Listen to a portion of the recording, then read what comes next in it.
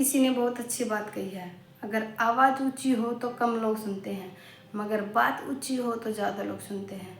Hello guys, मैं ममता सरवारा आज आपको एक छोटी सी कहानी सुनाती हूँ, जो कि एक 24 साल के लड़के की कहानी है, जिसका जीवन बहुत ही मुश्किलों से गुजरा।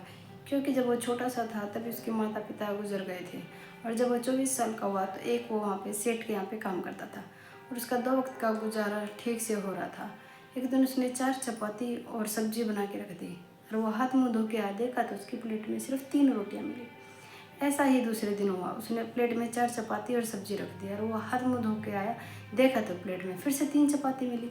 तीसरे दिन भी सेम ऐसे ही हुआ। तो तीसरे दिन जब उसने वो रोटी सब्जी रखी तो एक साइड में खड़ा हो गया, ये देखने के लिए देखता हूँ कि आज मेरी रोटी कहाँ जाती है। उसने देखा कि एक बड़ा सा चूहा आता है, उसकी रोटी को उठा के लेके जाता है। तभी उसने चूहे को कहा, अरे भाई मेरी रोटी को उठा के लेके जा रही हूँ, मैंने तो पहले इतने संघर्ष से देख के मैं पहले ही परेशान हूँ, 2 वक्त का खाना मुझसे से कहा पाता हूँ, तुम ये ऐसा करो कहीं और चले जाओ। तभी चूहे ने कहा कि मैं तुम्हें कहाँ परेशान कर रहा हूँ, मैं तो अपने ही कर्म का खाना खा रहा हूँ। तो उसने कहा तुम मेरे कर्म का कैसे खा रहे हो। बोला अरे नहीं, मैं तुम्हारे कर्म का नहीं खा रहा, देखो ये तुम 4 चपातियाँ रखते हो, 1 रोटी मेरे कर्म की और 3 रोटी तुम्हारे कर्म की है। तो बोला मुझे तुम्हारी बात समझ में नहीं आ रही है। तो चूहे ने कहा अगर तुम्हें इस बात का आंसर चाहिए ना, अगर तुम्हें इस बात का उत्तर चाहिए तो तुम ऐसा करो, गौतम बुद्ध के पास जाओ। तो उसने कहा ठीक है, इस बात का तो मुझे अब पता लगाना ही है कि तुम अपने कर्म का कैसे खा रहे हो। 1 रोटी मेरी उठाते हो और तुम कहते हो कि मैं अपने कर्म का खा रहा हूँ। तो वो सेठ के पास गया कि सेठ जी मुझे 5-6 दिन की छुट्टी दे दीजिए, मुझे कोई ज़रूरी काम। सेठ ने कहा ठीक है, वैसे भी आज तक किसी ने छुट्टी तो ली नहीं है, ऐसा करता हूँ मैं इसको छुट्टी दे देता हूँ। और वो निकल दिया, और वो सुबह से निकला, उसको शाम हो गई। उसने सोचा अब तो रात हो गई, मैं कहाँ पे रुकता हूँ।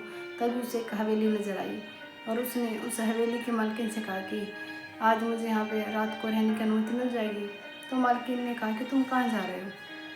तो उसने सारी बात बताई। तो फिर उस मालकिन ने कहा कि बेटा ऐसा करना, मेरे भी तुम 1% का उत्तर जरूर लेके आना। तो उसने कहा कि मेरी एक 20 साल की बेटी है जो आज तक नहीं बोली है, तो क्या आप मेरे उस प्रश्न का उत्तर लेके आ सकते हो। तो उसने कहा ठीक है मालकिन, मैं आपके भी प्रश्न का उत्तर ले आऊँगा जब जाऊँगा।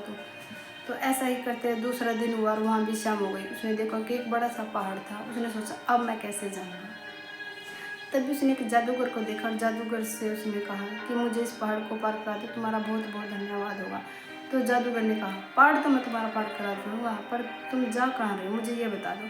तो उसने सारी कहानी बताई। तो उसने कहा ठीक है, मेरे भी 1% का उत्तर लेके आना। तुम उस गौतम बुद्ध से ये पूछ के आना कि मैं 1000 साल से इस पहाड़ी पर तपस्या कर रहा हूँ कि मुझे मुक्ति कब मिलेगी। उसने कहा ठीक है भाई, मैं तेरे भी प्रश्न का उत्तर ले आऊँगा। उसने एक मैदानी इलाके में छोड़ दिया। मैदानी इलाके के थोड़े से आगे जाने के बाद एक नदी थी। तो उसने सोचा कि अब मैं नदी को कैसे पार करूं। तो फिर उसने कछुए को देखा, तो कछुए को कहा अरे भाई मेरी इस नदी को पार करा दो, तुम्हारा बहुत एहसान होगा। तो कछुए ने कहा नदी तो मैं पार करा दूंगा, पर तुम क्या मेरे भी एक प्रश्न का उत्तर लेके आ सकते हो। तो उसने कहा भाई तुम भी बता दो तुम्हारे क्या प्रश्न है। तो उसने कहा कि मैं 500 साल से इस नदी में हूँ, और मैं ड्रैगन बनना चाहता हूँ, बताओ कि मैं ड्रैगन कब बनूँगा। ऐसा ही करते उसने उसकी नदी पार करा दी, और वो वहाँ पे गौतम बुद्ध के पास फाइनली पहुँच गया। उसने देखा कि गौतम बुद्ध जी प्रवचन कर रहे थे, और प्रवचन करने के बाद गौतम बुद्ध ने कहा कि मैं सबको 3-3 प्रश्नों के उत्तर दूंगा और नहीं दूंगा। तब उसके मन में ख्याल आया कि मैं तो अपने ही प्रश्न का उत्तर लेने आया था, ये तो एक मालकिन हो गई, कछुआ हो गया, जादूगर हो गया, मैं किसके प्रश्न का जवाब दूँ। तब उसके दिमाग में आया कि मालकिन गई थी बेचारी, और फिर उसको याद आया कि कछुए ने कहा था कि मैं 500 साल से हूँ। तो ऐसा करते करते उसने सोचा कि ऐसा करता हूँ कि जो ये बेचारा इतना परेशान है ना, कछुआ और जो ये मालकिन, मैं इनके जवाब लेके आता हूँ। तो पहले प्रश्न का जवाब दिया गौतम बुद्ध जी ने, जो उसकी वो 20 साल की बेटी है ना, जैसे ही उसकी शादी होगी तभी वो बोलना शुरू कर देगी। दूसरे प्रश्न का जवाब दिया जब वो जादूगर छड़ी को छोड़ देगा तभी उसकी मुक्ति हो जाएगी। तीसरे प्रश्न का जवाब उसने दिया कि जब वो कछुआ अपना जो कवच को उतार देगा ना, तभी वो ड्रैगन बन जाएगा।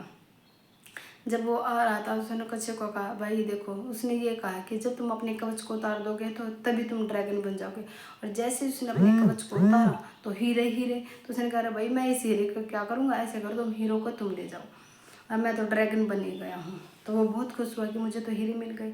तो फिर उसने रास्ते में जादूगर को कहा कि भाई, उसने कहा कि जब तुम जादू की छड़ी को छोड़ दोगे ना तब तुम्हें मुक्ति मिल जाएगी। तो उसने कहा लो भाई, जादू की छड़ी तुम ले लो, मुझे तो मुक्ति चाहिए। और उसको मुक्ति मिल गई। वो बहुत खुश हुआ, मुझे तो हीरे भी मिल गए, मुझे तो जादू की छड़ी भी मिल गई।